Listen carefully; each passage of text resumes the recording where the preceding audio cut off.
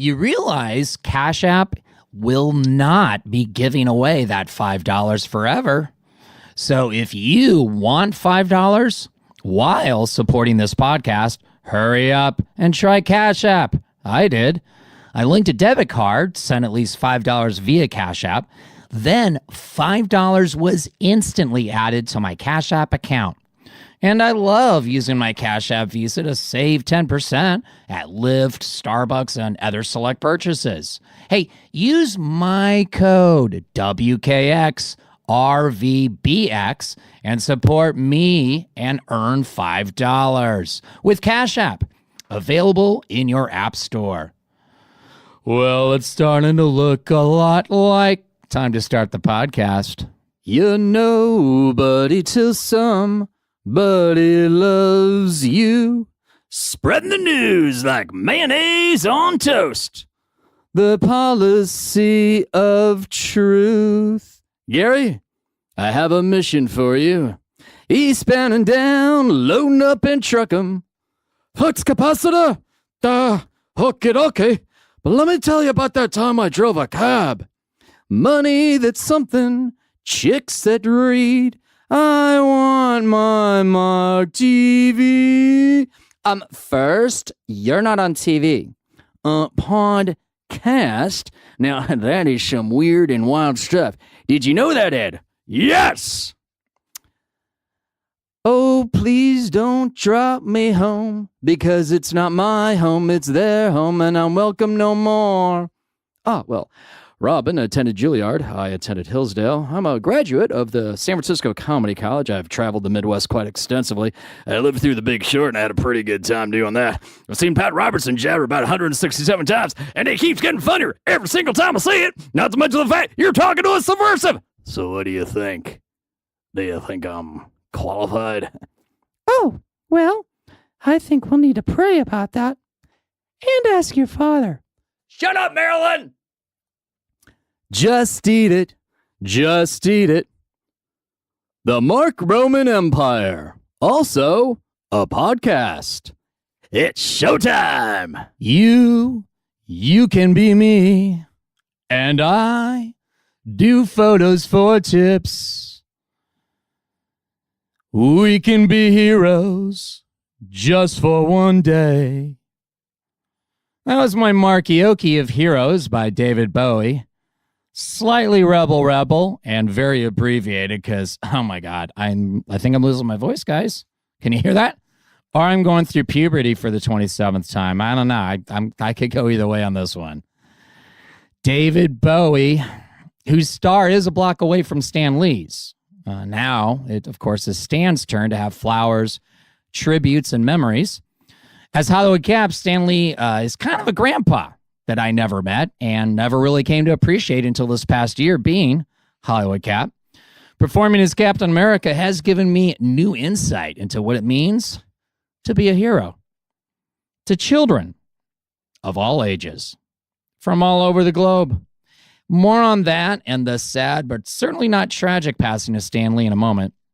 Jason Thompson is on the podcast today.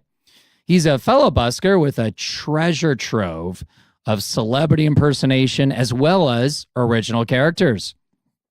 This guy is a walking improv machine, but with more groovy and grace. He's a truly phenomenal and one of my favorite people. He also acts and sings and believes we can all make the world a better place. My kind of guy. Oh, hi there. I'm Mark Roman. Mark who? Mark Roman. You know, like the Empire. We'll chat with my friend and fellow improv impresario, Jason, shortly. Hey, we are at the World Famous Musicians Institute here in Hollywood on Hollywood Boulevard, carefully nestled between a Tom Cruise Scientology hostel and a golden fast food fort on your way to the Ripley's Believe It or Not tourist trap. We are safely within stumbling distance of the legendary Pig and Whistle, as well as Jameson's Irish Pub, where everyone knows Lieutenant Frank's name. Ollie, Churchill's not quite twisted sister, takes his proper place at the soundboard. Hey, how many shopping days until Boxing Day, Ollie? I mean, you can just ask Prince Harry. Or would it not be proper? I'm just asking. I don't know. Now, last week we talked about Kate Willett, and I promised a Kate page. There is no Kate page. She seemed to prefer less details and or publicity for the moment from a recent Facebook post. So until I can talk to her, I'm mindful of some of the nastiness that's been going on out there with women who have been in the public eye and spoken up. I want to be vague because I want to help, not hurt. So we'll lead with that, which is good because there's a lot of energy anyways that I'm directing towards. We could be heroes if for one day. That's right, hero tier, kids. Last week, I dusted off my hero tier word and idea and shared it for the first time on the podcast. Rooted in my own struggles with homelessness, my desire to inspire hero tiers became more urgent 3 years ago upon my return to Los Angeles. Homeless myself, walking the streets of LA, I couldn't help but notice all the brand new, shiny, luxury apartment towers that sprouted out of vacant lots seemingly overnight.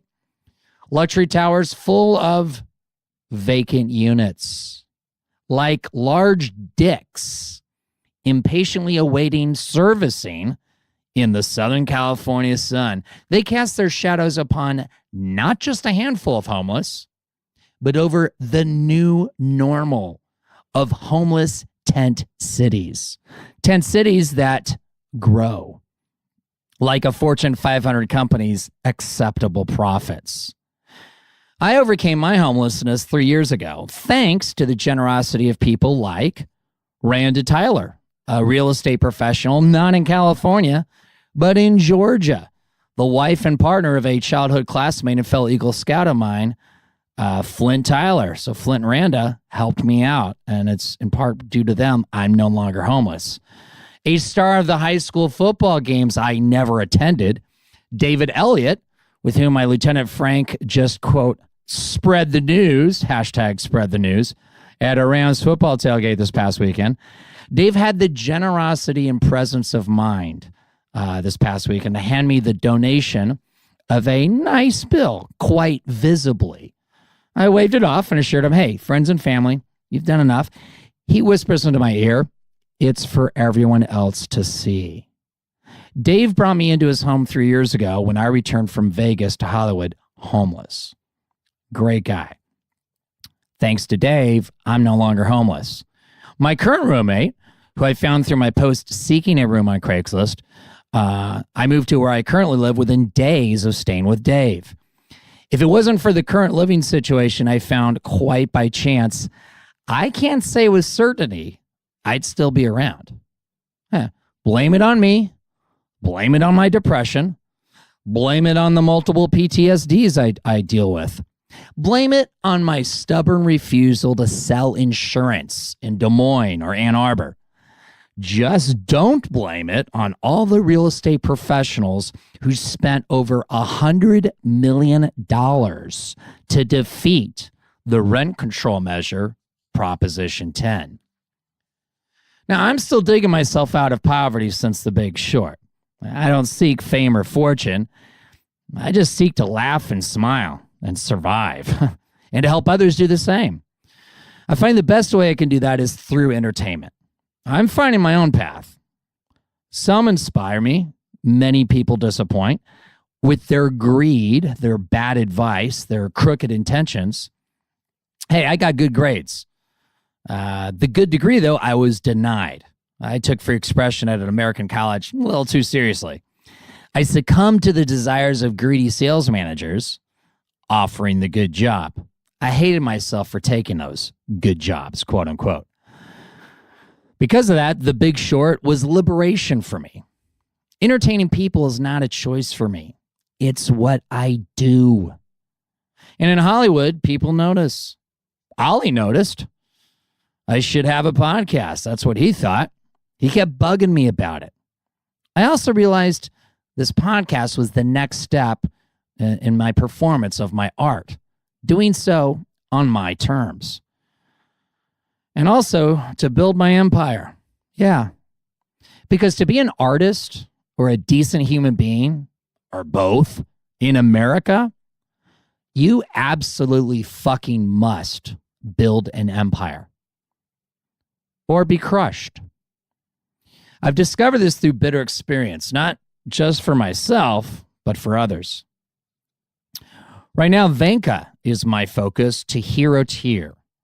That will end when we raise Venka's $20,000 GoFundMe goal, and she is self-sufficient to my satisfaction. Then the hero tier focus will move to the next person. Someone probably down here in the City of Angels. But Venka's ignored Facebook post caught my attention first.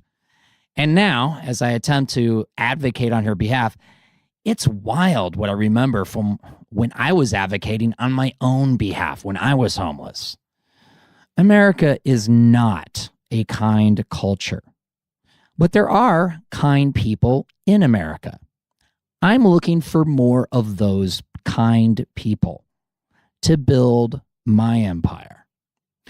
We started helping Venka on the 5th of November. I've given a grand total of $15 myself. I really wish I could give more, but I should probably pay my SAG-AFTRA dues. I should probably also keep recording this podcast each week. That takes money. Perhaps attend to some routine health care for me. Maybe take a vacation or a few days off, like people do. I gave $15. I'm looking for others to give a third of that, $5. Donate $5 or more to Venka's GoFundMe, and you'll make the Venka Hero Tier honor roll. So far, 5 Mark Roman Empire, also a podcast, guests have made that honor roll. So have 4 buskers. So have 5 SAG-AFTRA actors, 3 former mortgage industry folks, 1 Lieutenant Frank fan, a UCLA fan, I might note, 1 attorney, 1 real estate agent. And that's where we're at. And since the, let's see here, on the 4th of November, Venka's GoFundMe, which had been at that point up for a month, had received $440 by 5 people. And I was 2.2% of her goal. And now today that we're up from 440 up to 840. So an additional $400 since basically about 10 days ago. So now that's 4.2% of the goal. So almost doubled it. In that time, Venka began living in her car because her current living situation where she was there for a promised 2 months turned into 5. And it sounded like it was getting a little toxic there. So now she's in her car. Sometimes she's able to get emergency shelter in a chapel, but there's a lot of hoops she's got to jump through to do that. And in her current mental and physical state, that's a challenge every day. She did get the flat and bald tires that is now her home on her sedan replaced. That was back on the 9th.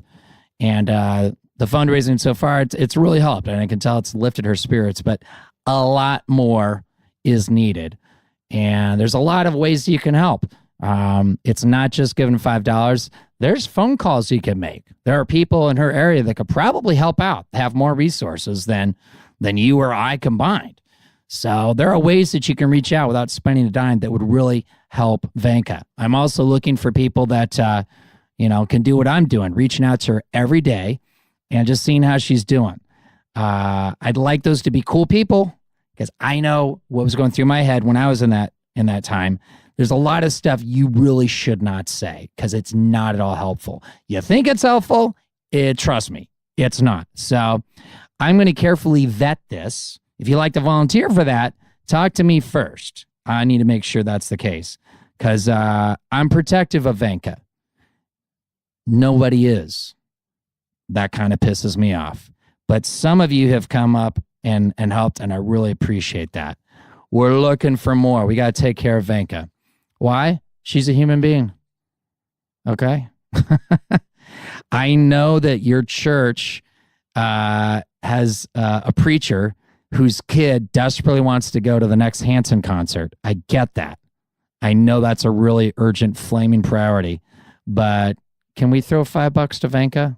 Is that Can we do that? Am I asking too much? All right. Let me sell some stuff here. We got to support the podcast too, all right? If we're going to keep this rolling. Hey, when's the last time you explored the podcast website, markromanempire.com? Like the podcast, I keep adding to and improving the website along the way. One page you may want to visit on the regular is the support page. Like free stuff? Want to support this podcast? Now you can do both, all at the same time. Head on over to markromanempire.com and click support. Discover free stuff from companies like Coffee Bean, Farmer Boys, Cash App, Uber, and Lyft. Healthy lists that keep growing. Are you fixing to buy something or try a new app? You don't even know how the purchase you already planned could at the same time support this podcast. Learn how. Before you buy anything, make sure your purchases count. MarkRomanEmpire.com. Click support. Now you can buy stuff too. Groovy products and services from all our sponsors, or my swing and swag, my poem, as well as Lieutenant Frank's citations and headshots, whether free or a good value. Take advantage of select offers while knowing you are helping me record one more podcast and helping give my body and voice a break, as well as some much needed rest. Hey, help me take a sick day or vacation weekend this year, gang. MarkRomanEmpire.com. Click support. We are also sponsored by Adelaide Designs. Hey, there's got to be a better way to travel with your shoes. Now there is. The trademarked Ultimate Shoe Bag by Adelaide Designs. Travel your shoes easier. Up to 8 pairs at a time, many styles to choose. To view the commercial and demo video, go to elladondesigns.com. You can also save 10% when you use discount code ROMAN at checkout. elladondesigns.com. And finally, we are sponsored as well by Hollywood Vegas 90210, aka Vegas 90210. Because sometimes people get confused and think I'm still in Vegas. Hollywood Cap, as seen on and interviewed by KTLA Channel 5 News in Los Angeles, remembering Stan Lee on the Hollywood Walk of Fame, Lieutenant Frank is hired by a California Highway Patrol lieutenant for his birthday party. Hollywood Cap, Lieutenant Frank, Beetlejuice, Ron Burgundy, more about your birthday, holiday, year-end, office, and other parties, not to mention meet and greets, grand openings, surprise deliveries, or singing telegrams. Got any characters of Vegas 90210? Book one today at Vegas90210.com. Tiger's Blood, winning. This week's Mark Roman Empire, also a podcast, Best Listener Contest winner is the 4th podcast citizen to reply with this week's Best Listener Contest passphrase to the Mark Roman Empire, also a podcast, weekly email for this week's episode, number 14, Jason Thompson. That 4th person will win an autographed Lieutenant Frank fire hydrant photo.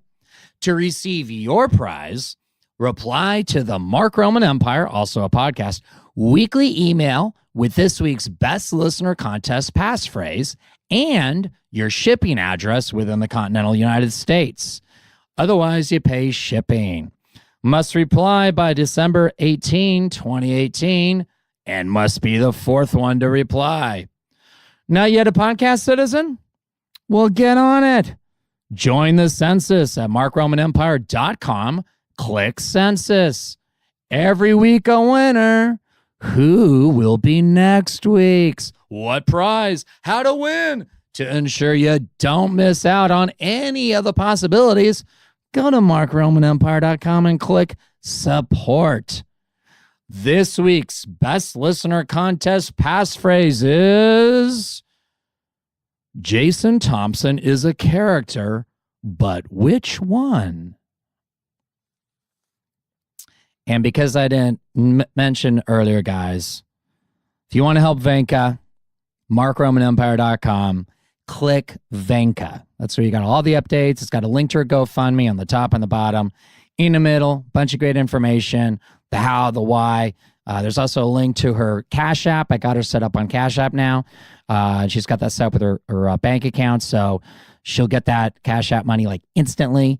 GoFundMe money she'll get usually within a couple days. It really makes a difference on a GoFundMe because it improves the metrics. It shows solidarity numbers, and that gives her more visibility on the platform, which in turn means more donations from other people, hopefully with some deeper pockets as well. So MarkRomanEmpire.com, click Venka to help Venka. All right, so yes, I fucked up my voice with a bunch of tailgates this weekend, but I do that every weekend when it's football season. My voice, if in case you haven't noticed, it's kind of fucked up. I'm drinking some kind of tepidly warm honey lemon water here. I'm plowing through this because you know what they say, the show must go on. And I don't have sick pay or vacation pay, so I just have to have enough gigs or sell enough swag so that there's enough money in the bank account to do that. So I'm not trying to play a violin. I'm just sharing this. I'm being real with you. This is the life of a working artist. So it's also, I don't know what it is, every time, this time of year, it's always November. It's always within like a week or so of my birthday. Yeah, my birthday is next week. So when this podcast drops, this is the last podcast before my birthday. I'm not even going to talk about how old I am, because that's not the point. The point is that I'm probably going to get sick again. I'm going to get a cold. So I can already feel it coming. I can feel my energy's not quite at 100. I'm doing all these different things. I got a bunch of fucking garlic at the store yesterday. I'm making soups. I'm drinking a lot of liquid. I'm trying to get as much rest as I can. I'm doing all the stuff. I know that I'm not going to be 100% here for the next week. And it's that time of year. So, and of course, my birthday, the 24th, it's not one, it's 2 tailgates. So I will be working my ass off that whole day. At the end of that day, my birthday, I'm probably going to have absolutely no voice whatsoever. And it might even be raining that weekend. Who knows? But we can need the rain, and hope everyone is surviving those fires. Everyone that I'm aware of has escaped. But I know there's folks who haven't or have lost their homes, lost everything. It's really upsetting. It's also upsetting that we don't take climate change seriously. And it's also upsetting that apparently PG&E might have their fingerprints on this. Who do we know that has a history of dealing with PG&E that might actually be able to advocate for all of us? Aaron Brockovich, maybe? Are you listening, Gavin Newsom? Just saying. All right. I got to talk to you guys about this angry guy. You know, I've been running into angry guys. Not ladies. Guys. It's always guys. Angry guys since the election. I don't know what it's about.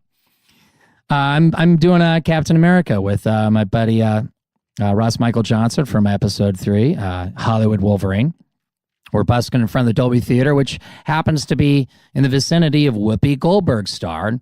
Love Whoopi. First of all, she started out as a comic, so she's always, I feel like we're part of the same tribe. Same way I feel about Ellen. And now, Whoopi's one of the big guns on The View, and I've been watching more and more of The View and Ellen, because as a guy, a white guy, it's occurring to me that maybe I don't have all the answers, and that maybe I need to listen to women more. I don't know. I'm that weird guy. So I've been doing that. So love Whoopi on all kinds of levels.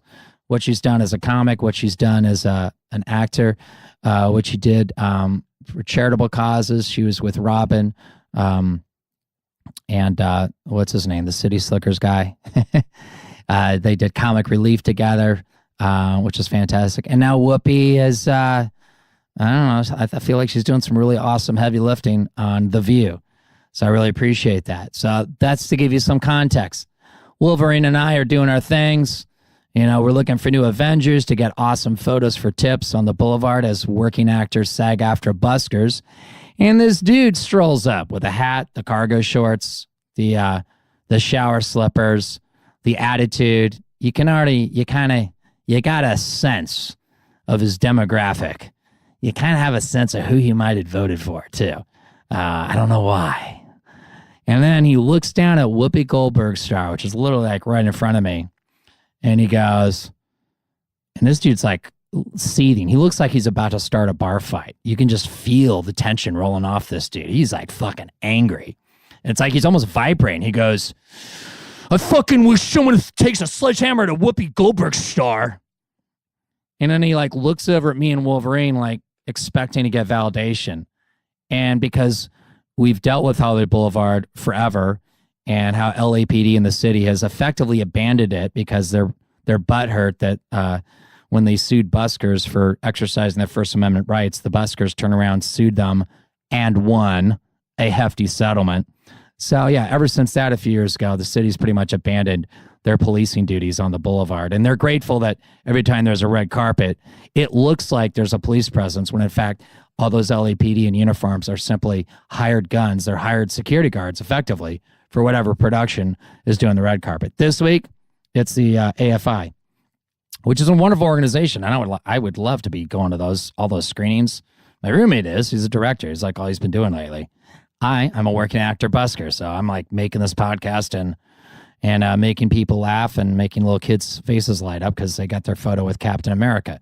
So that's what I'm doing, but I'd love to be going screening a bunch of films at the AFI Film Festival. I'd love to be wearing a tux on the red carpet. I would love to do that. Someday I will. So anyway, this fucking angry guy, angry about Whoopi's star, she's... oh my God, why is that guy angry? And why are there so many angry guys like that out there? Anyway, guys, my throat is just dying here. I got to tell you, I was going to tell you about Talkify. I'm going to do that next week. I gave them 3 chances. They're a date matching service. Oh boy, I got a lot to talk to you about Talkify, but I'm going to have to do that next week. Let's just say that your money is better sent elsewhere, and I'm not elsewhere. But I'll talk to you about why I'm a better alternative to Talkify about matchmaking, and I know nothing about matchmaking. I'll tell you about that next week.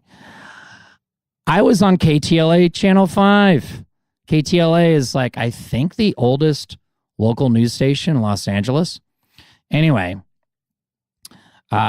Wolverine and I were trying to do a gig on Veterans Day. Turned out what we thought would be on Monday had already happened on Sunday. We're coming back, and that's when I got the text alert or the news flash that Stan Lee had died. And we're still driving back to Hollywood, and it dawns on us like, all right, well, every time a celebrity dies, people flock to their star on the Walk of Fame. And we thought, Wolverine and Hollywood Wolverine and Hollywood Cap, they need to show up. So we did.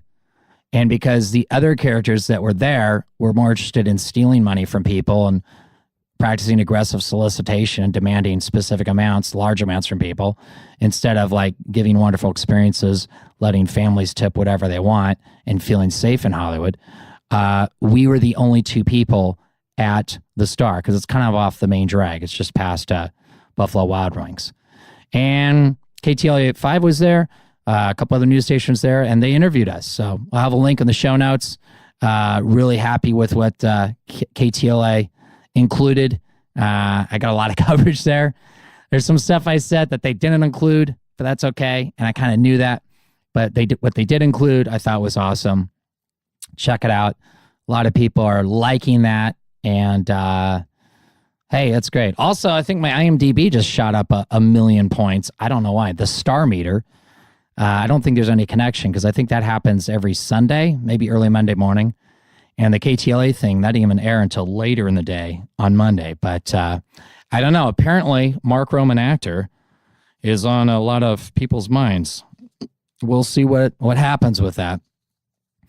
Anyway, that was a lot of fun. And I'm happy to be in my hometown of Los Angeles. I wasn't born here. I didn't grow up here. but I've never felt more at home. And thanks KTLA 5 for showing buskers in a good light. That's kind of a rare thing for news organizations to do. More needs to be done in that regard, and I appreciate what KTLA 5 did. Fan mail. You can write the podcast at romanpodmail@gmail.com. Perhaps you can be the first. I mean, we're up to what, 14 now? No, that's cool. I mean, people still write me, just not at romanpodmail@gmail.com. What they'll do is they'll tell me on YouTube that they hate my podcast, that listening to even the first few seconds is pure torture, so they can't even. But they can even, because they keep coming back for more. I know this because they post the gory details again about how they hate my podcast, that listening to even the first few seconds is pure torture, so they can't even. I know I'm making a mixed metaphor smoothie here, but how many times can you hoist your martyrdom on your own petard? I just want to know. Where can you see me next? Drop in the Twitter and the Instagram. You know what it is. You can go see all my posts in the past week there. So don't need to go into that anymore. But you can see me next as Lieutenant Frank at football tailgates, as I previously mentioned, the 24th of November, Saturday. We got UCLA versus Stanford. It's a big California North-South rivalry. And we got USC versus Washington State. We'll probably have a bunch of people that drove down from Washington for the holiday weekend. And on the 25th, Chargers versus Cardinals. That's going to be a power-packed Thanksgiving holiday football weekend. It's going to be crazy. And if you like me as a character at the tailgate, don't forget to tip your busker generously. Thank you. You can also see Hollywood Cap on Hollywood Boulevard, as seen on KTLA Channel 5 Los Angeles, with the Hollywood Avengers, Hollywood Iron Man, Hollywood Spidey, and Hollywood Wolverine, also as seen on KTLA Channel 5 Los Angeles, and also guest number 3 on the podcast, Ross Michael Johnson. You can listen to the podcast on Mixcloud, Podbean, Stitcher, TuneIn, and YouTube, where it's Mark Roman Empire. On SoundCloud, it's Mark Roman Podcast. MarkRomanEmpire.com has all the links, plus Rolling New Grooviness. My interview guest today is Jason Thompson. No, not one of the twins from that 80s group or the Tintin comics, but he is from the land down under, which the British still like to claim in their own passive-aggressive yet martyred sort of way. Jason and I are both buskers and improv performers in the various colonies. You know, I hear Jason can connect us with the Queen. Did you know that? Let's find out. Jason Thompson. Hello. Not one of the twins from that 80s group, and not one of the detectives with the fabulous mustaches, hats, and canes in the Tintin comics. Did they have Tintin down in Australia? Oh, yeah, of course. I looked like a little Tintin when I was a kid. Like Dennis the Menace also. Really? I had that kind of vibe because I'm a Ginga. Gotcha. Yes. Now, we'll get to Australia here in a minute, but I always like to start out with how my guest and I first met. And I don't remember the exact day, but I imagine it was we were both busking as various characters on Hollywood Boulevard. Is that what you recall? Yes, probably workshopping something. Yes. Okay. I think that's where I met you. Yeah. You would, All right. yeah, you came out as your 902 character. Lieutenant Frank. Yes, with your little hot pants. And I thought, there's a gay guy out here. I get that a lot. Well, you do wear the rainbow fluffy boots. Rainbow tactical leg warmers and women's short shorts. Yeah, Well, that it's makes a people think- reasonable assumption for a lot of people to. There is a code out there, you know, like, here I am. Right. I got all the colors of the rainbow inside my heart. Whee! Hands up those who love me! Yeah, but you can be, you can celebrate what other people Look, it's enjoy, the prism of the even colors. if it's not your, you know, what It's- you would choose at the the buffet table. Well, the rainbow's the rainbow colors, like, it's just the prism, isn't Yeah. it? It's like pink is for. Why can't straight guys be part of the rainbow? Why do they have to be outside? Why do we have all this colored? It's like pink is for girls and blue is for boys. I mean, whatever. What did pink do to you? Like. Yeah, right. Like, why can't a guy wear pink? My day it was like you could wear pink at all. You'd be Donald Trump's worn pink. I know, that's what I'm saying. But years ago, if you wore pink, you were like, well, you want to, you're a homosexual. Miami Vice. I mean, anyone in Miami pretty much wears. But, what's pink got to do with girl and blue got to boy? The sky's blue. Right. What is it? Exactly. Why can't it be green? Maybe why the can't it sky. be yellow? We're the rainbow, like.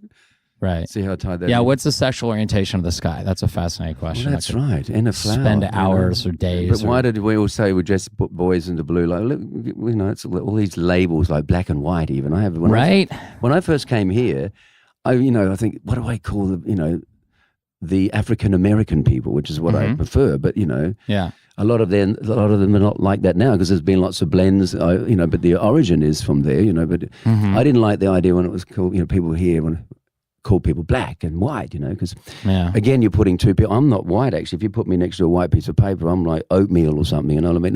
Right. And when you put a black card against a so-called black person, they're beautiful coffee chocolate brown or something, mocha cafe latte or whatever. Go to the paint store and find out what you are. But I might change later on in the season because I'm going to go sunbaking. Right. So I can't get all that either. Like honestly, I mean, I still feel I don't like calling people black people because that's not what they really are. I'm not white either. So why do we put all of humanity into two boxes? And it's just so silly. If you really want to know what you are, like your DNA, go to the paint store. Find out what you are. Go and put your hand against the car. Oh, there I am. I'm 9565 Mocha chocolate brown or something. Yeah. Or I'm oatmeal or I'm cornflake. I guess as a white guy, I'm hesitant to make decisions about other people. That have to deal with that experience their entire life and they didn't choose it. Just like I didn't choose, what I happen to look like. You look like a lumbersexual. A what? I think that we've just carved out a new one in the rainbow. Google it. You don't believe everything Google. I need these two first pages. Okay, well, bring me to school here. Jason, what's a lumbersexual? A lumbersexual is someone who is... Spell that. Lumber, like a lumberjack. With the lumbersexual, okay. The flannel shirt and the beard. Suddenly, I'm thinking, was a Michael Palin in that? No, it's like the metrosexual. I'm a lumberjack. And there's I'm metrosexual, homosexual, heterosexual. Now there's lumbersexual. Anyway, it's all silly because, like I'm saying, all like the black and white, pink and blue, and it's all rainbow. Yeah, it's labels. I want to wear all the colors, so stuff. Yeah, it's a way to divide people. And that's a great way for folks who like to control others to. Just be yourself. That's beyourself.com. What's wrong with that? Look it up and there you are. I mean, at the end of the day. Speaking of being yourself started, as I understand from the internets, in Adelaide, in not just any Australia, but South Australia. That's where the wine. South Australia, is it provinces or states? It's states. South Australia is like California, say. And, okay. And, Nevada's like, Victoria, which is where Melbourne is. So Victoria's the state and Melbourne's the biggest city in that state. Okay. Just as you've got San Diego's a bit smaller than San Francisco. So where does Adelaide? Well, Adelaide's right at the bottom, so that's why it's the South Pole. So we got no land from the South Pole to us. So it's like the fresh air out of the crisp fridge. It's like it's very good air down there. So it's kind of like Canada, maybe a little. The produce, we say produce. You say produce. Our produce is so. I say produce. You say produce. That's right. How do you say it? We say produce. Produce. Potato. Yeah. Somehow it sounds tomato, all that. Again, that's going into all these little label things. Like, who cares? People get stuck on all these semantics, don't they? Oh, God. It's like religions, I can't handle that. There's all these people all fighting over each other. I go, honey, if you want to even look at religions, it's like H2O, right? The great spirit, the force be with you, and whatever you want to call it, right? There is some kind of thing, but everybody wants to sort of try and put it into these little boxes, and they've all got all these semantics and killing each other. And it's like saying it's all H2O, this energy. Say it's H2O. And everybody's arguing, it's Vasta, it's aqua, no, it's water, it's hydra, I'll kill you. And they're all like, they're killing each other over the word. But guys, it's all H2O scientifically, but you can call it aqua, hydra. I mean, that African country probably go, ice. for water. You know that people that click? Yeah. They probably call water or something, you know? Yeah. I don't know. Who knows? But it's all H2O, but why kill each other? And again, it's all semantics, isn't it? I don't know what we're talking about all this. Why don't we get off on We're this talking again? about South Australia and I know, Adelaide and you growing up. Yeah, anyway. Speaking of religion, well, you started singing very early. Yeah. And one of the places you were singing at, as I understand it, was in the church choir. It's like what? Well, I was brought up a Catholic and one of those Christian brothers with the white collars, and I got strapped all the time. And I converted to Catholicism. all that as an horrible adult. stuff. Yeah, I'm technically still Catholic. That's Apparently, why I'm you not can't. into organized religions You can't anymore. quit that club, is what I've discovered. I did. I got excommunicated. Well, I just told them and left and said they're all hypocrites. And never See, went. that's the thing. Like you in your mind can make a decision, but they, in their minds, they have their ledger at that particular, parish. And they're like, no, you're still on our books. Well, that's it. So, I mean, It's like the mafia or something. it is. you know? I mean, Catholicism is, a lot of the Christian brothers in my school got done for, touching up kids. And, I got, they're certainly physically, hit and dragged by the hair and yard rule behind the knees. Catholic church. That sounds And they like made you did special go to little a Catholic devices, school. like little leather straps. So they'd go and obviously get made from a leathersmith and do your hair. Whoosh, whoosh, Wow. I'd get it all the time. I just because I was always inquisitive and like, what, and what do I know now? So, it's like I wouldn't tell you a lie because I'm a free spirit. They can't put me in that box. So, Get a little Socrates in you, well, I embrace that now. At least he got hemlock, so at least you didn't get the hemlock yet. Yeah, so South Australia, and I was brought up there. It was the little Sicily on the hill they called my college. Because a lot of Italians went there because Okay. in the early days they bought all the land, and then they got subdivided because they would be market gardeners. All these early Is this the Italians. eastern part or the western part of southern Australia? Well, a lot of South Australia's got farming and all that. But just saying, South Australia's not at the bottom of Australia. But on the east side or the west side? Probably the the east side central? more and up north, because they have a lot of the wineries there because Adelaide makes fantastic wine. Adelaide's actually internationally renowned for their wines. Oh, really? Yes. Now I feel like I need to add something to my bucket list. Look at South Australian, Google South Australian wines. One I recommend. What's your favorite wine to drink? Was Amadio wines. They actually pronounce it Amadio, which is the original Italian, but English people would say Amadio. They've got streets named after them in Adelaide. And they were builders. My father was a builder too. I come from a background of 4 kids, 3 boys and 1 girl at the end. And This is you or your father? my dad was a builder, yeah. So, but anyway, he was a builder because he knew other builders were Italians, the concreters with little knots and hankies and all the tilers. So I was brought up with, building Do you have any Italian in you? workers, like the working class tradesmen. And, my dad being a builder, he'd build sometimes 300 homes a year and he was the president of the housing. Did he have an Italian in him or? No Italian. Us, we're Irish descendant and English. So, but yeah. I can see that. Yes. But anyway, I went to school there and I sang on the choir and I was, got $2, for singing. That was my gig. My first gigs is you'd sing in the choir. And get Awesome. How old were you when you got your first $2? I think it was about I was in grade 5, I think it was. Grade 5. I don't know. That's probably 10 years of age or something. But yeah, I'll be able the little choir up the little angel up on the balcony because we'd have these little churches by the little chapel and we'd be, Ave Maria, with all these little angels with little white frilly collars and the men, but we were little shits, all of us. Yeah, that's hilarious. We weren't sort of into the football and all the, you got to play. We were more the thinkers and the artists and musicians and that's why I started off singing in the choir. Got $2. I think in America it'd be called the drama club clique. But then or the theater crowd. Then I got all partied out, and my parents are strict Catholics. They get in the car every day and go to the church and pray every day for me and the kids. So that's hardcore.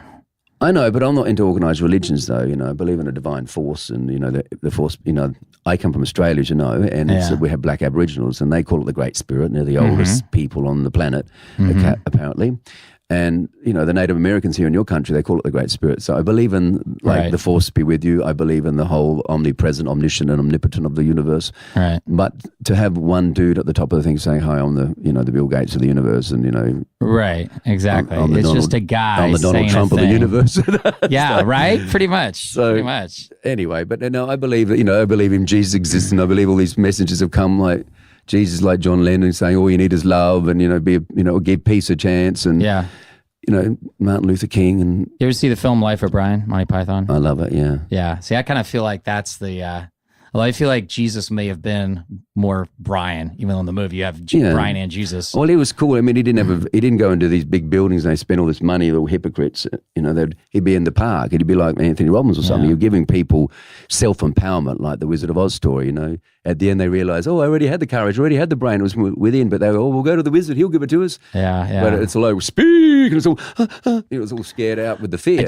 I just kind of wondered, it's the same kind of shit. Given our close proximity to the knowledge of the Beatles and John Lennon especially, what difference there would be between our perception of John Lennon and the Beatles versus a few centuries from now with a few language translations and maybe technology, because that's, when Jesus allegedly was around, he was speaking, I believe, in Aramaic, and then that gets translated into Latin, and then you translate from the Latin.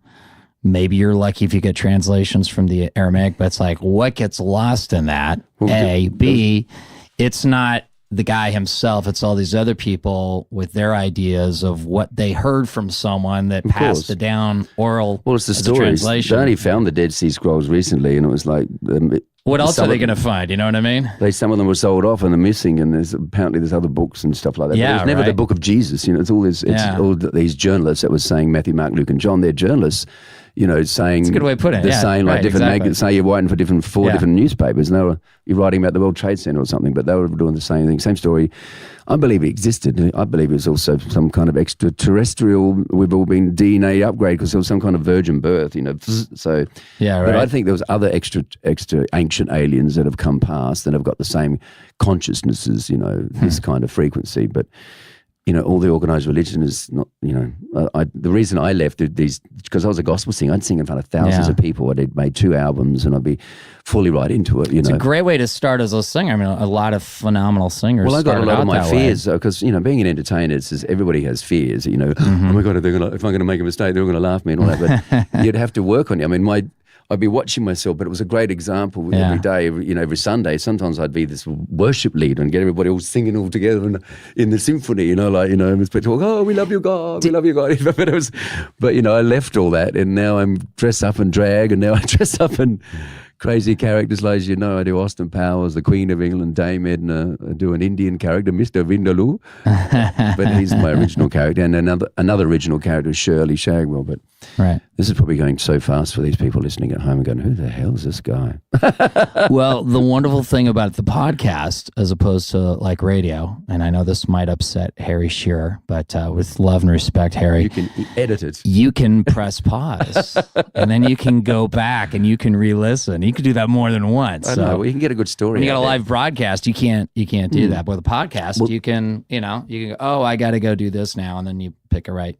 Yeah, well, you can get more mojo coming out of the conversation sometimes because it's not it's a little bit more of a relaxed in some ways. I think people listening to this are thinking, who is this guy? And it would arouse some curiosity where they want to go to your website, which will have links in the post for the podcast, and that'll be good. Play some of the YouTube, some of the video clips, because you have all these wonderful characters. And what was occurring to me with what you're talking about earlier, singing in the choir, did you find that it was less of a choice and more of just that's what felt right to you to do? I've always been a singer, and I'd sing in the shower all the time, and my parents would be, they knew. And I've also been a bit of an oracle, not to be conceited, but I was a weird kid when I was a kid. I'd spent my pocket money on elocution lessons with Mrs. Winifred Whittle. On what? Elocution lessons. Elocution. To eloquent. It's an actual... Oh, okay, yeah. A lot of people have speech impediments and they need elocution because they can't pronounce the word. So I had to put a cork in my mouth. Not that I had a speech impediment, but as a kid, I knew that I was a storyteller. So I knew that if you had a good voice... I was always listening to James Bond. I think people listening right now are struggling James Bond, with that idea. All these, when I would study... You're a storyteller. I'd study, really well-spoken people that would be clear and precise, and you tell a story. So I became interested in the voice, and then I I was privileged. I had 2 years of private singing lessons, and then I had voice production. Nice. I did a school of radio, all that. Right now, the celebrations continue. Not only the new Campbelltown store, but all 6 Focus video stores. I used to do all those video stores. It shows you how long ago that was. Anyway. It was a thing at the time. But we're grateful for it, because if we didn't have Blockbuster, where would Captain Marvel land? Yeah. Well, going back to Adelaide, being in a small town, I had to do a whole lot of different things, like voiceovers, have a band, and do some acting. And as an all-round entertainer, I got to develop that, and I was singing when I was in the gospel thing. But then I moved from there and went to Sydney. I lived there for 10 years, but I left there in 2010 and came here because I won the green card lottery. So it's been an interesting journey, but I decided. So I left all that. Before we get to America, I want to touch on a couple things here, because you did some cool stuff in Australia. You're a rather known gospel singer in your 20s in Australia, weren't you? Yeah. Well, tell us a little bit about that. Well, it was because I was brought up a Catholic, but I rebelled against all that and went partied and smoked dope and got all drunk and all that. But because my parents, you're like a preacher's kid. Well, my parents were that we'd go to Sunday school as well as normal school, on Sunday, but it was all pumped into me. But I've also had I'm curious about how the universe works, the old song, what's it all about, Alfie? I'm like, is it under here? And you're turning stone. Sometimes you get your fingers burnt. And I think you understand what I'm talking about, because I know one when I look at one. You get yourself into trouble. What is he doing now? I definitely did. Get down from there.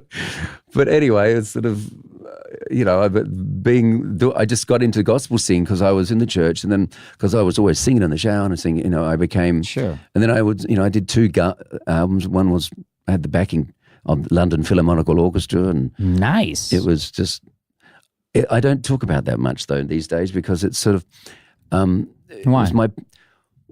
Because I don't believe in the whole institution of these organized religions and the buildings and all my circle of friends, my church, and they're coming in and out of my inner core of my circle. Some people come into your life for a long time, short time, lifetime, but that's my church, and when you come together in one accord, it's like a symphony orchestra, bass, singer, guitar, drums. But it was a venue for you. It's a symphony. It's where your singing had an opportunity to develop. Yeah, well, it helped me. As you grew as a person, you started making choices about, having more control of your life and less. Yeah, and I got to overcome your fears, and it was an opportunity, like I was saying earlier, that, it was an opportunity to work on that and, overcome, because we all have fears, and, my heart would be racing, and then I'd be like, why is my heart racing now? Like, what, am I physically going ding, ding, ding? So then it was a control thing. And then by singing every Sunday in front of thousands of people, and sometimes I just do a solo song, like with a backing track in front of 2,000 people, 2,000 people every Sunday. So that it is like a little And you training. realize, like most of the population, the very thought of that, they would rather suffer a grisly death, like have shark chewing them to pieces, than to attempt that. Well, it was just... Most people find any kind of public speaking, let alone, you're not just speaking, you're singing. It requires talent, yet. I'm a storyteller, whatever I do. Most people don't want to do that. That's insanely frightening to them. Thank you, but it's just... It just See, I relate to you in that, where that doesn't make sense, because from your perspective, you're like, when do I get to sing next? When do I get to be on stage next? And like, it's a drive, and I relate to that. But I notice that a lot of people, most people, don't. No. And I find that interesting. Well, that's why not all of us can be entertainers. I'm outside the 9 to 5. And I'm not. Right, I'm the ultimate observer. I'm looking at all the system. There's. Right. I mean, think about it like this. Most people get up and they go into a square train or bus, and at the end they walk out, and there's that big another square building going upwards like the train, and then they look into the square windows of that square building, and there's all these square cubicles with all people sitting in front of square screens, clicking on square panels with little square buttons, and open up yellow folders that open up square Word documents or PDFs, and it's all squared out. So Austin was saying, "Oh, don't be a square man." They're a square Circle going from man. one square to another. Yeah. So you are the Circle Man. Tell us a little about that. What is the Circle all these Man? fun characters. If you want to look at what I do. Because that's an original character that you created, right? Circle Man? Yes, that's just me, basically. But it's also an idea. It's a concept. Well, it's a philosophy that we all are circle man, and even women, circle women, whatever. We're all part of the whole circle. Like, we live on a big circle, and the circle man's here to remind us all of what we have in common rather than all the things we don't.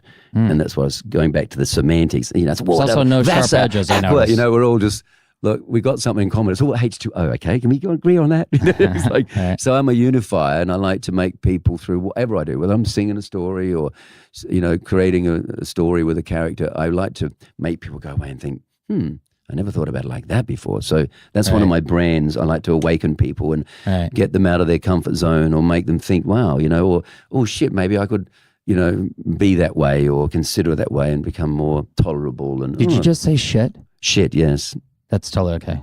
That's good. That's mild for actually labeled for media explicit, today. so. That's mild. I could even say that. I could say that on Ellen or something. They'll be all right, wouldn't it? Or shit. Right. They just bleep it out. I mean, we're all shit, don't we? Even the Queen shits, Isn't Life's a piece of shit when you think of it. That's right. Yeah. Always look on the bright side of life. Right, as you're hanging from a cross being crucified.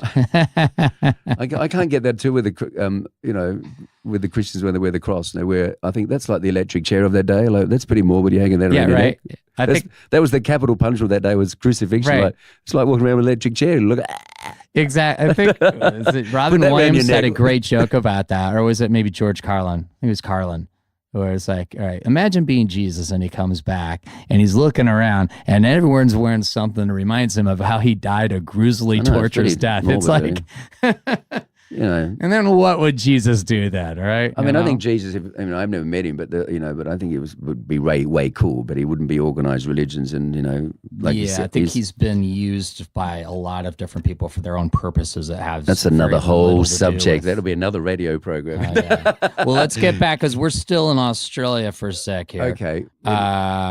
You were singing to a level of talent that caught the eye of some Australian talent television shows, correct? Well, before... That's how old I am. Anyway, before there was, Big Brother and The Voice and all that, there was shows in Australia called Potluck, and I was a 2-time winner of that back in the day. It was a similar. I think there's footage on my YouTube channel, some old classic, because I've been around. And also New Faces too, right? New Faces was another show, yeah. So I sang on It's kind of like an American Idol or The Voice type of thing. I think I sang a gospel song on one of them. That was cool, But what happened, I started going on the Bert Newton show, which is like equivalent to David Letterman. What show? Bert Newton. He's our sort of David Letterman type character. Okay. Or Carlson, Late night TV type yeah, thing. sort of one of those sort of guys. He's like the big uncle, like Betty White or something, but a guy. And he's always had these Today shows and Tonight shows. And so I got invited to sing on there, first of all. So it was national television, so I flew over from Adelaide to Melbourne and did a live performance, and I had to sing because it was Salvation Army Day, so they got me to come and sing. What's Salvation Army Day? Well, the Salvation Army, they would have like, the Salvation Army Church, but they'd have the Salvation Armies like the Goodwill stores too, and they'd, Salvation Army go and help people like the Goodwill. So, So it was, they had the sort of a special. I didn't realize they had a day though. Sorry? I didn't realize they had a day. There was a day. But yeah, they basically had a celebration on television, and I came in because I was a gospel singer in those days. But then they said to me, "We really love your voice, but can you sing ordinary stuff?" And I said, "Yeah, well, yeah." But then my church said, "You only should do gospel." Non-gospel. And that's You're going to the secular side. Well, that's when I started leaving from all that crap, and I transitioned to that, and I actually went into the fashion industry. I mean, I was in the building industry with my dad at the start, and then I worked for Fairmont Homes, and I owned my own home by the time I was 21 in Adelaide, and just worked in the building industry. But then I couldn't do that. My dad then wanted me, when he reopened his company, and said, "I want you now to come and work for me." And I thought, no, I couldn't do that. So I did for a while, but I then got really bored, and I had to go to my father and said, "Look, I'm sorry, I don't want to take over your company, and I'm going to start a fashion company." So I did that and had a fashion company in Adelaide, and so I was doing fashion first. So I've got a very visual eye as well. Yeah. So I did clothing and accessories. Clothing. It was called Glowtex. I had what? Glowtex, and the clothes. Some of them used to actually glow in the dark. Oh, nice. Back in the 80s, it was fabulous. Oh yeah. The Glowtex, the nightlight. There was a TV ad out there somewhere on there of them. But anyway, I did that, but then I left there, and I I started a health retreat in Adelaide, which is still running today, called Authenticity in South Australia. Nice. And I was the co-founder with Gregory Damascus, who's still running it. He's a naturopath and psychotherapist. So we'd have, a whole lot of people go down there, and it's been going for 20 years, and we grow a lot of the vegetables on the property. So fantastic. There's another side of me, even though I'm not religious. The horticulturist. I'm very spiritual. I do yoga, I meditate, doing all these funny characters. I have to realign myself back to me, and, and being still and knowing shit, and you get, inspiration by being still and listening and going within yourself. And so I do that all the time as well. So I had this sort of awakening from more organized religion into more esoterical and more spiritual and more, new age, call it whatever. I don't even like all those titles, but you know what I mean? I was a little bit more beyond the... Not entirely, but I have a sense. Yeah, beyond that. So I then got into the health industry. I'm like Mulder on the X-Files. I want to believe. I was sold a bill of goods pretty bad as a child, and when I finally dared to ask a question, I had a second question and a third question, and now it's just like I have too many questions. Whenever anyone presents something to me, I'm like, well, that's good. That question. Interesting idea. And then I ask these questions, and more often than not, you're a skeptic, which is a healthy thing. I become Socrates because I can see in their eyes they want to find the hemlock and they want to personally administer it. So it's I'm like, okay, it's like, pitch me whatever your thing is, but I'm pretty sure you're going to hate me with the questions I have for because you. And I was the same. When I studied theology, I almost got excommunicated. I have a diploma in theology. Do you? I studied for 2 years like a monk. And in Australia? Well, I was the gospel singing and all that too. But I don't, I... Was that in Australia? In South Australia. Okay. And the Adelaide Bible College. And I was, we also learned things about, counselling and all this sort of stuff. But I basically left the church, and this we won't talk anymore about it. I don't believe in all that now. I don't believe in organised religions. And, basically... a lot of them are hypocrites. The money they all get from everybody belongs to the fatherless and the widows. And if you are going to follow that game, they will say, well, it's all in that book. And that book says, bring 10% into the community centre. If you're a hairdresser or whatever, go and cut hair for the kids or whatever, or if you grow grain or whatever, you bring wheat for, and it belongs to the fatherless and the widows. That's it. That's all it says in there. I'm a theologian. Yeah. So I said that, and that's the reason why I walked out. I said, you're hypocrites. All this money doesn't go. It goes to your cars, goes to your house payment, goes to this big building. Just meet in your homes, like goes to your circle of friends. So the preacher's kid can go to a Hanson concert. All these big mass churches and all the money and all that. You meet in your own home and you're with your friends. Your friends is your circle of, that's your church. All right. You know what I mean? And you just teach the kids like the tribes used to, the art of living. But all this,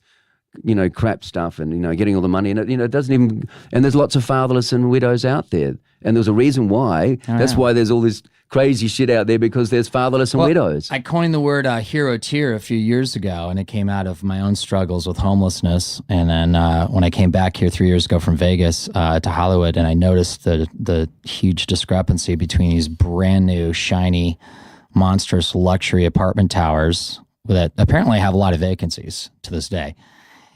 Throwing these huge shadows over, these brand new growing homeless, not just a few homeless people, homeless like tent cities. Exactly. I'm like, what's going on? So a week ago, I started noticing all these posts from my friend Venka, who I used to work with back in the mortgage days. She's up in Northern California. And I'm wondering, well, where's all the folks in the mortgage industry or the real estate industry, coming to her aid? And I know of she was in Danville, and I've gone to churches in Danville, the Catholic church that I was, I'm still in their books. You're Catholic too. Saint How's Isidore. your going? Yeah. There's all these churches, and it's like Venka's literally like sleeping in her car right now when she can't get, so I've been trying to advocate for her GoFundMe, but I'm sitting here scratching my head thinking, there's all these people that think they're good people because they, quote, go to church. But what they're actually doing is they're giving money. So, like I said, the preacher's kid can go to a Hanson concert, and the preacher's family have vacation homes and stuff. Meanwhile, Venka, a human being who had a stroke 2 years ago and just found out and got the medical, diagnosis a week ago, she's going to be sleeping in her car tonight if she doesn't qualify for the emergency. Well, so that's what I'm saying. She's, it's the fatherless, widows, and homeless. The money should go, but then you don't get all crime and stuff because their needs are met. Why would you steal if you got, you help them out and you help them not just with feed a man a fish, but teaching them some life skills or you have people teaching them that they're have worthy. Medical conditions that cause them to do things. I finally started watching Peaky Blinders. I don't know if you've ever seen it on Netflix, but it's about this I believe it's Irish gang back in like the 1920s or earlier, and it was right after World War I. So it's all these guys that are war veterans in their 20s. And one of them is just got severe, what we recognize today as, post-traumatic stress disorder. Right. Back then, it's just, he's a crazy guy. I know. So he would literally go into these fits.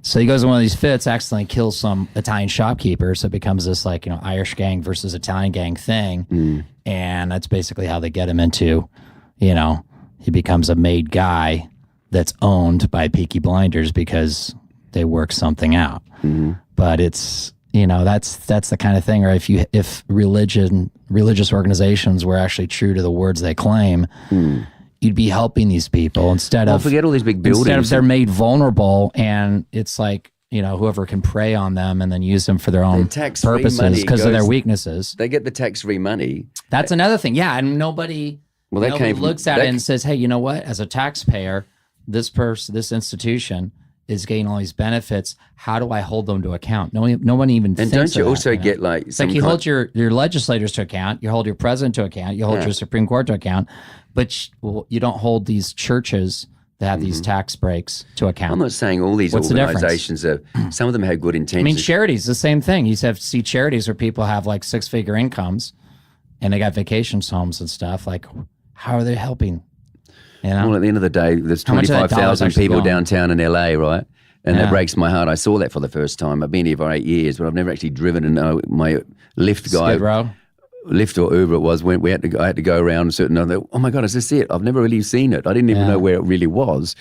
And it was like another world. Now it's everywhere. It's like another world. It's like a Mad Max movie or something. You're going to like in that, or what's that?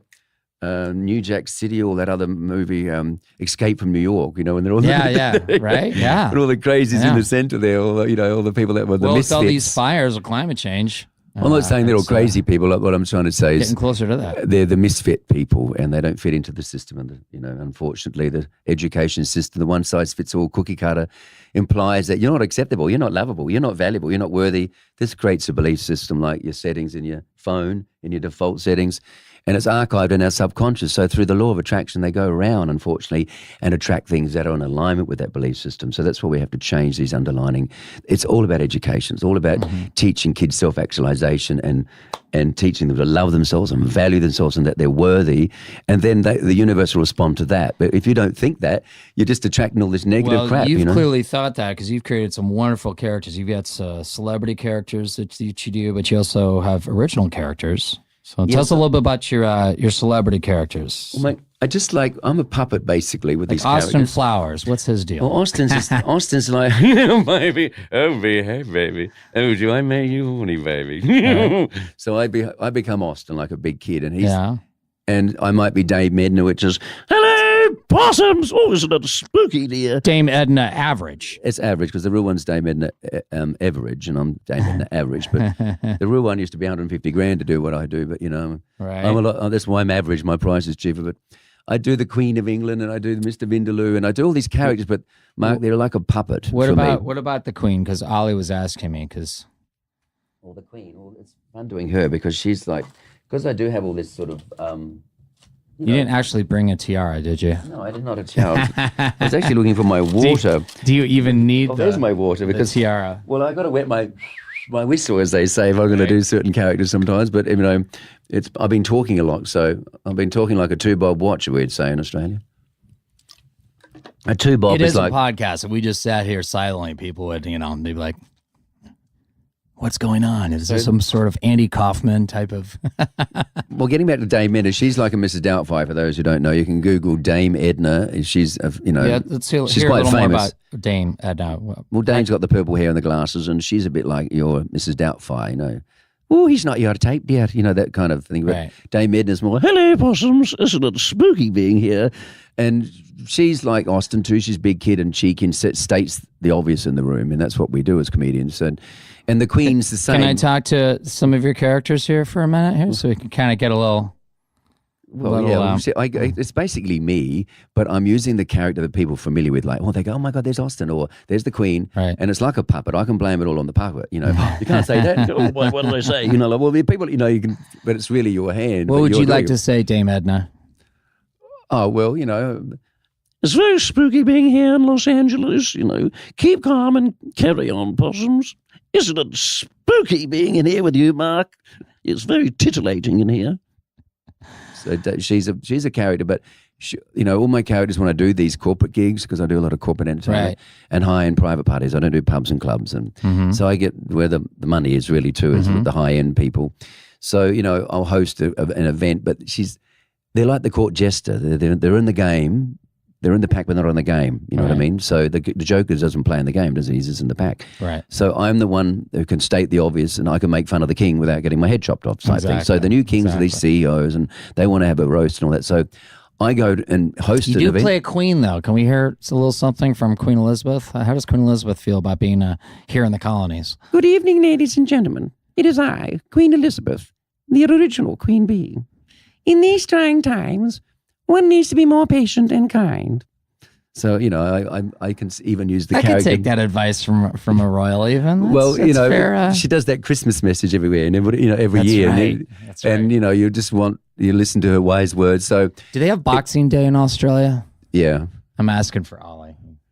But anyway, going back, because I've got like, underneath I'm a bit of a teacher, you know, I like to make. When is Boxing Day in Australia? Is it also the day after? Oh, I don't know when it is. The day after Christmas? Google it. Okay. Have the help look it up. I don't know when it is. I don't know when it is. We have a Boxing Day too, like, you know. But you know. Anyway, how about Steve Irwiner? Oh, Can we hear a little something from Steve? I got to do him next year for one of the schools here. Sometimes I go here in Los Angeles. I've done a Montessori school, and I go as Steve Irwin and dress up and educate kids about Australia. You know, he's all just like. Tell us something about Australia, Oh, Steve. crikey, mate! Oh, it's so beautiful. You know, gone are the days where the camera used to be way over there filming the animal kingdom. I want to bring you right up close, get close and personal with an animal, because Is that a good idea, Steve? People want to care about things they love. So, if I can get you to love a dolphin and see a dolphin, you want to care for that dolphin. All right. Well, what if Steve? What if my 4-year-old loves crocodiles? Well, he used to love crocodiles too. But anyway, so you know, he's just a fun. All my characters are just like big What about kids. the Mad Hatter? Oh, but only if you believe. You know, I mean, it goes into that character too. But he's just like, basic with all these characters. Let me tell you what it is. It's like, it gives me an opportunity to be able to. Like I said, it's like a puppet, and people familiar with. Oh my God, there's Austin, or there's the Queen, and they all act. They play along with how they would act in front of the Queen or Austin. You know what I mean? But it's also a way for me to state the obvious in the room. It could be about current affairs or going on at the moment or whatever. And as an MC, you know, I like to free people from concern. Say, hey, you know, come out. It's school's out. You can come unzip, and you know, I like to give people the license to do the same. So. This is why I like doing my characters, even though I get paid for emceeing, but I sing as well in the characters. But my core thing is I like to, you know, bring people together, unify people, have a bit of fun, and I like to state the obvious, because I read people. I've traveled around the world, and as a comedian. You're also great at improv. That's something it's a very fluid, it's like jazz with you. I really appreciate that. Because I'm comfortable in my own skin, and I've seen a lot, you know, and I've heard a lot, and you know, I've been around, you know, a bit. You know. create this experience for people. Well, there's always like a gag or a file, because, and I've gone into so many different worlds doing what I do, because I don't do the pubs and clubs. Remember, I go into people's homes. I go into somebody's weird. I mean, I might go to a party with all people dressed in leather. You know, it's all that weird shit. You know, and then I might go to the ladies, you know, little lunch and sandwiches as the Queen. You know, and then I'm going down with the kids, educating them about Australia and showing them a video about Aussies and kangaroos, and you know, the next thing I'm Shirley Shagwell as a drag queen, which is the hybrid of all the women in my life. And my and then Shirley's an original character of yours. Yes, just like my Mr. Vindaloo, my Hollywood Bollywood character. He's funny too, because he's, you know, a little bit like the guru. So all these characters come out with the wisdom that I like to impart, because underneath I'm a bit of a teacher. I like to tell stories and remind people, like the tribes used to do. They didn't have religions. They told stories to teach how to live, all the Native Americans and that's most of Africans. Human history is a storytelling culture. And they had psalms and songs and, which are jingles to remind you about the art of living, so, and that's what Which we still I see enjoy to this today. day. You look at how much people, love and now miss, Stan Lee, and it's because of these wonderful characters, these stories that he created. And well, we're all storytellers. You're a storyteller, but it's all about what content you're giving to people, because that's what it's going to align your story up to. My God, that's what I'm going through. And they, that's why songs, sometimes everybody loves that song because they're relating, because they're going through that. Right. It's a shared experience. Exactly. So when you're an artist, if you want to be a star, just be yourself. Be authentic, like the name of the health retreat I pioneered. But it's all about you're being authentic. pissing me off. You're pissing me off. That's a character that you do. I didn't mean. I wasn't making a comment. You're pissing me off. In my business, sometimes I get agents saying, "Oh, they're doing a Russian thing. Can you do a Russian?" So I created, even Shirley Shagwell was created out of someone that couldn't turn up as a drag queen. They knew I did Dame Edna, because I did Dame Edna first. Right. And I used to do Sydney by Diva, which is like a spoof on Priscilla, Queen of the Desert. And I'd be dressed in my character Shirley, with big lips on the bus, and take people around tours of Sydney and show them the Opera House, the Sydney Harbour Bridge, and I'd sing on board and take them down to the Opera House, and I'd be singing in the toilets with the echo. So I sang in the Opera House, but in the toilets, and I'd be like, and Shirley's singing away, and all these people go, "Oh, we love you, Shirley," Right. And they'd have all wigs on, because they'd have all different colour wigs on there. And different individual wigs that everybody had, and they all got a drag name. That was funny. I did that for about 4 years. It was called Sydney by Diva. You can Google it.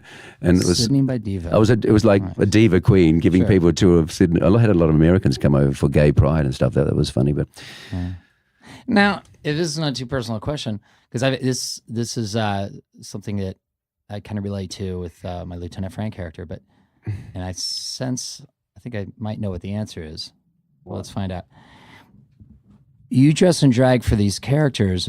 Some people cross-dress as a lifestyle. Is that part of your lifestyle, or is it strictly what you do as characters? Well, it's like Mrs. Doubtfire. It's like John Travolta and Hairspray. It's like Tootsie, and I actually worked with Dustin Hoffman, and I said, "Oh, you're one of the reasons why, I dress in 3 female characters, because I don't care, because you set the path." And I thought, wow, I could. Everyone in Monty Python. Well, Dustin Hoffman, he really liked that, because I was just, I mean, the synchronicity of me working with him on the set, and I just had that moment. What was that like?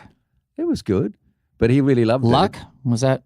Luck, yes. It was a TV show that was on. I was just doing I was walking along the same scene with him, over and over and over, and we'd always end up at in the front of the reception of the building, and cut. There'd be the reception bench there, and we'd both be leaning on there waiting for them, and we were just chatting away, and I was talking, well, you inspired me to dress in female characters, because if those who don't know, those so young Dustin. millennials out there, look at the movie Tootsie. Yeah. He just dressed up and dragged too, but Robin Williams has, a lot of people think I'm like Robin Williams, by the way. I've had thousands of people go, "Oh my God, you remind me of Robin Williams." But you've channeled his voice a few times, I've noticed. Have I? That. Yeah, without you even realizing. I don't even know. Yeah, but earlier, I'm sure someone probably noticed that. I think something happened to me that night when he died.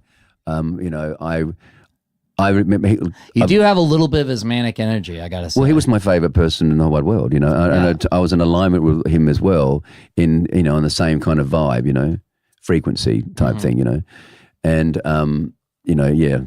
that was amazing.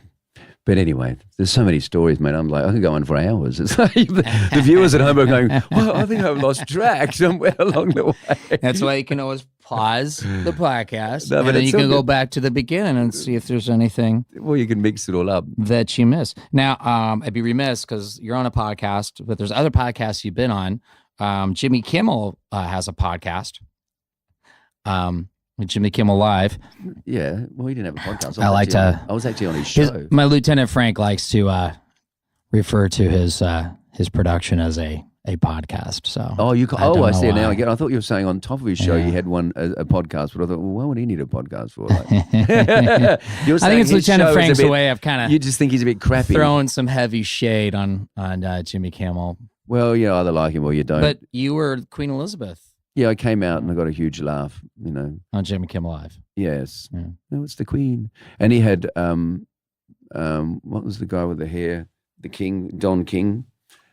on as well. And he went, oh, it's the king and the queen. You know, like it was a bit, and everybody laughed, and it was a bit of fun. But anyway, so it's nice to be. I was on the Gong Show too last year. That was fun as the Queen. I knighted Royal Pains too. I understand. I knighted Mike Myers, the irony. Mike Myers was on the Gong Show. Well, he's the host. He's called Tommy Maitland. Oh, is he? His now? new Okay. character. He even fooled me the first few episodes. Who's No this kidding. new English guy? I had no idea. It's a remake of the old 70s show, Yeah, the Gong yeah. Show, and because he's got the picture of the Queen on there all the time next to his drink, I came out as the Queen That's and hilarious. did my little skit, and then I said, "Would you like me to knight you, Tommy?" He went, "Oh yes," and he's all dressed, and so I said, "Well, on your knees," and then and then I said, "Oh, you remind me of one of my corgis out there, dear," and it was just the irony of life because I've been doing Austin Powers for 20 years, United Mike. Yeah, he's now God. He's now Sir Tommy Maitland because of me. But I said to my producer who was looking after me, I said, Not everyone can say that. That's does he awesome. know that I've been doing Austin for 20 years? Yeah, Like the that's irony of life, hilarious. like you're kneeling before me as a fictitious character, and I'm a Yeah. fictitious queen with a fictitious title, Sir Tommy Maitland. Right. It was just one of those little funny moments in life, and his little blue content, he had fake blue eyes.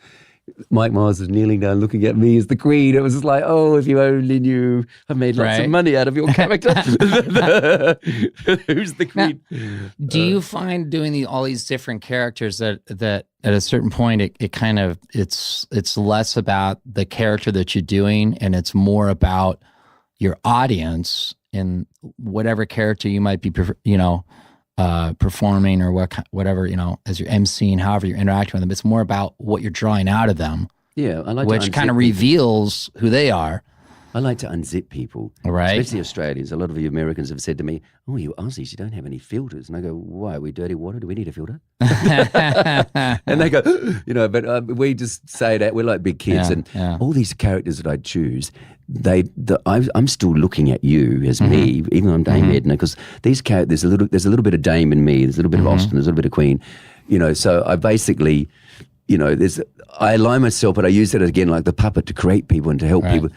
people unzip and say, come out and play. School's out. There's a big party here, and at the end of the night, everyone's all like, "Yeah, we love you, Austin." And they're all stiff at the start with their champagne, and at the end, they're all like, "We love you, Austin." I really relate to that because it's been interesting my experience doing the Lieutenant Frank character because it really, to me, it was just like a matter of fact. It was like math. When someone said, "Well, you look like this guy," and the second I just accepted that and said, "I'm going to do this character," then I'm like, "Well, he wears short shorts. I'm going to wear short shorts." And I'm like, okay, how do I kind of push the envelope to kind of create my own version? And he had the boots. I created these like fluffy things when I was Vegas to kind of compensate for the you have a boots. cheeky ass, so you do get But people looking then- at your ass. That's like, well, there it is. I've heard that from all different sexual persuasions. Well, Yeah, of course, it's a pretty you're a man, and consistent- you're a man is sort of like butch, it is what it is, butch right? sort of loose hot pants. But it's been interesting because I've taken a lot of flack. I've taken a lot of hate from course. people that think But you're gay, yeah. Yeah. And it's a weird thing to like feel all that hatred coming at you. And on the one hand, you're going, I'm not who you think I am. Exactly. But the second you think that, the very next thought is, but I really don't want you to direct all this hate to anyone else. know. So I'm a little grateful. It's like, all right, well, at least there's like one less, incidents of hate that's going to happen. We've got to stop hate. We've got to stop hate and becoming more tolerable and become broad-minded. Don't be like dial up in your head. What's next for you and your characters here for making the world a better place? Well, yeah, I'm doing a charity event on Friday for Remax, the real estate people. Yeah. They do a fundraiser for the Children's Hospital. It's my third year doing it now. I did Oh, fantastic. Austin, All then I right. did the Queen, and now this year I'm doing Dame Edna, so I get the money out of all the rich people. Oh, he looks Good like he's for got lots you. of. He's Someone's gotta lots do of it. money, doesn't he, everybody? I pick on all the rich people and get all the money out of them. I love it. But anyway. Well done, you. So and then I'm off to Australia on the 27th, and I'm Oh, you doing are? Okay. some gigs in Sydney and touring around a bit. And Home for the holidays? Going to see parents, and then They're still in Adelaide? I'm chilling out up in my sister's house in Queensland, near Redcliffe, and I'm just looking after the dogs and having my me time. She's got a huge wildlife park thing across the road, which is like feel like you're in the forest somewhere. Right. So it's just there, and it's so good. And she's got the pool and the spa bath with Bluetooth in it and all that stuff, So I'm just going to chillax, one of those holidays from the holidays. Fantastic. You know, when you go on holiday sometimes, you go, oh my God, we need a holiday from the holiday. It's one of those chillaxing ones, reading and just, Nice. chilling out. I think we did it, Jason. I think we covered a lot of the bases. How do you feel? Yeah, I think it was good. I mean, there's probably a lot to digest out there, but... That's why you can listen to it a second, a third, and a 27th time. It's the magic of you can always have me podcast. back again later on. You know, we could talk forever, you and I. We could talk with Absolutely. With marbles in our mouth underwater. You know, one of these days I'd like to do some, some panels. So you're definitely on the short list. For it's good to have stuff like little that. conversations on things, because bringing up issues that people don't like to talk about too. As a performing artist, I like to be It's able an to, opportunity. there's a crisis in consciousness out there. So it's all about educating people, whether it's being racist or, just, you're not privileged to know the art of living and you haven't been taught, it's like downloading the right apps, like some people just haven't been taught the art of living and it's becoming extinct and common sense is now uncommon. So education is so important. That's what And I'll if finish folks on. want to download some of your fantastic stuff, where do they go? Well, you can just go to jasonthompson.net and on that homepage, you'll see all the links to my social media. That's JASON and then THOMPSON because only the best Thompson's P. SON.net, not .com. So. And we'll have a link in the podcast post too. Yeah, so we like to be see it. linked up. Yeah, link it up. We'll come back and talk about Circle Man where you asked me that and I didn't get We'll really have get to much do into that next time. Great to have you, Jason. All right, man. Take care. Thank you, everybody. Jason, before you leave, I know you've been performing and singing at the Cicada Club here in Los Angeles. That's right. Maybe you can take us out here in a nice tune or two. Okay. Well, one of my favorites is I've Got You Under My Skin. Frank Sinatra. I've got you under my skin. I've got you deep in the heart of me. So deep in my heart, you're really a part of me. I've got you under my skin. Like that. Love it. Or this one of my is fairy tales can come true. It can happen to you if you're young at heart. For it's hard you'll find to be narrow of mind if you're young at heart. There you go. Jason Thompson, everyone. Thank you very much. Thanks for having me. Thanks for being on. Cheers. Jason Thompson, everyone. And he got a little singing bonus there at the end. That was kind of cool. He's definitely channeling some Robin Williams there, do you think? Hey, I like it, and I kind of relate to it. Show notes are at markromanempire.com. That's where you can get those links and other useful and delightful stuff mentioned during the podcast. Thanks to all our listeners across the globe. Sorry, my voice is almost completely gone here. But I see you, Anaheim, Vancouver, Arvine, New York, and Curitiba, Brazil on the SoundCloud. I see all you guys. Thanks for, and ladies, thanks for listening. Hey, Vanka still needs our help, and lots of it, okay? Be a hero tier. I mean, 7-Eleven has coffee, but you chose to go to Starbucks. It's only $5 to join the Vanka Hero Tier Honor Roll. Go to markromanempire.com, click Vanka. You can listen to the podcast on Mixcloud, Podbeam, SoundCloud, Stitcher, TuneIn, and YouTube. There's even an Apple Music hack until we get into the store. markromanempire.com, click listen. Are you a citizen of my podcast? If not, you missed out on this week's contest. Join my mailing list, the Mark Roman Empire Census. Hey, sometimes we have special deals and perks for podcast citizens only. What kind? Well, whatever they may be, they are only available to podcast citizens. To become a podcast citizen, join the census. Go to markromanempire.com, click census. Twitter at @TheMarkRoman, Instagram at Vegas90210. Email me at the podcast at romanpodmail@gmail.com. Yeah, I think my voice is totally gone here, guys. Whatever that sick thing is going to be that always happens this time of year. I think that's happening here in the next week. I'm going to power through it. If you guys can help me out here with some of my swag, I'd really appreciate, because Daddy needs a sick day, okay? Until next week, how can you hero cheer for Vanka? Remember Clownolin and Prince St. Paul. I am the Mark Roman.